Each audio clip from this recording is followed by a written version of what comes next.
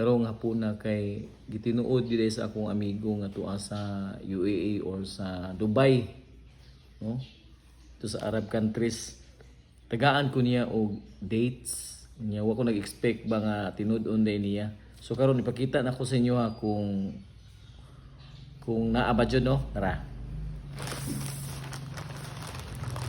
Ano? Sudlanan. Dates, oh. Duha pa jud ka buok, kag 500 di siya. 500 grams sus gitinuod gyud ay. Ano? Duha ka buok.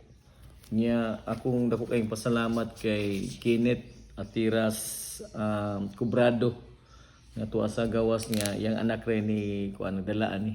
Dako akong pasalamat kay ngano tungod aning vlogging kay more than 20 years na mi wala magkita ani kay ako maning classmate. Nya sa vlogging lang mi himamat na pod. So makita na ako iyang mga vlogging, so kung follow mo niya, ako lang isaka diri o ipakita na ako sa inyo ang iyang FB account. Buutan kay na please i-follow pud siya, ha? Nakadungog po ko about maning naka-vlog na ba ang tanan. So ako nag-expect yun nga ma-vlogger po ko kay ulawon di kay ko.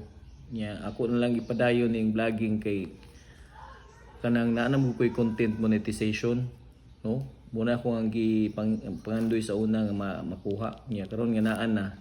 Sayang bud nga ako ang kuanon kanang undangon. Bahalag dili mong ganahan, scroll up lang basta kay ipadayon nang nako gihapon. Tungod aning vlogging, daghang kay salamat net, no? Kay for the first time in history of my life, karon pa ko katilaw og dates. Oh wow, man. Sobra. Salamat kayo, lipay kay ko.